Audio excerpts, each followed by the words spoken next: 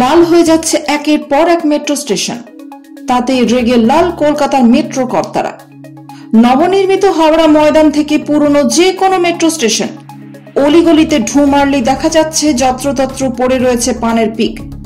ইতিমধ্যে বেশ কিছু ছবি সোশ্যাল মিডিয়ায় ঘুরে বেড়াচ্ছে, উঠেছে হাসির রোল। কেউ কেউ তো বলে বসেছেন এ তো একেবারে পানের পিকে মুখ ঢেকে যাওয়ার উপক্রম। কলকাতা মেট্রোর এই বেহাল ছবি দেখে তিতি বিরক্ত কলকাতা মেট্রোর মুখ্য জনসংযোগ আধিকারিক কৌশিক মিত্র। নদীর নিচ দিয়েই ছুটছে মেট্রো, বড় রেকর্ড গড়ে ফেলেছে কলকাতা মেট্রো। কিছুদিন আগেই শুরু হয়ে গিয়েছে হাওড়া ময়দান থেকে এসপ্ল্যানেডগামী মেট্রো পরিষেবা, কিন্তু পানের পিক থেকে নিস্তার কবে? কৌশিক মিত্র বলছেন, কয়েকদিন ধরেই সোশ্যাল মিডিয়া একটা ছবি ঘুরছে, দেখা যাচ্ছে নতুন তৈরি মেট্রো স্টেশনগুলিতে পানের পিক ফেলা হচ্ছে। এটা কাম্য নয়।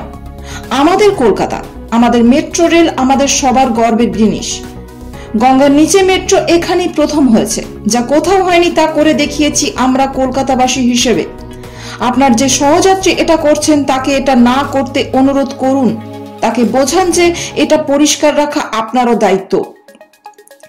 কৌশিক বাবুর আবেদন, সকলের কাছে অনুরোধ, মেট্রোকে পরিষ্কার রাখুন, অযথা নোংরা করবেন না। যে মানুষটি এটি করছেন তাকে বলবো তিনি তার ঘরের কথা ভাবুন, পরিবারের কথা ভাবুন। কোনো ছেলে যদি দেখে তার বাবা এরকম করছে তাহলে তার ছেলে কি শিখবে সেটাও ভাবার বিষয় আছে। তাই সবার কাছে আমাদের বিনীত আবেদন, এরকম করবেন না, কেউ নোংরা করলে তাকে বোঝান। প্রসঙ্গত, মেট্রো সফরের সময় নেশা দ্রব্য খেয়ে তা মেট্রোতে স্টেশনে ফেলার ক্ষেত্রে মেট্রোর তরফে রয়েছে কড়া নিষেধাজ্ঞা। কৌশিক বাবু বলেন, নেশা দ্রব্য নিয়ে মেট্রোতে উঠলে জেল পর্যন্ত হতে পারে। থুতু, পানের পিক, গুটখা খেয়ে মেট্রো এলাকায় ফেললে 500 টাকা পর্যন্ত জরিমানা হতে পারে।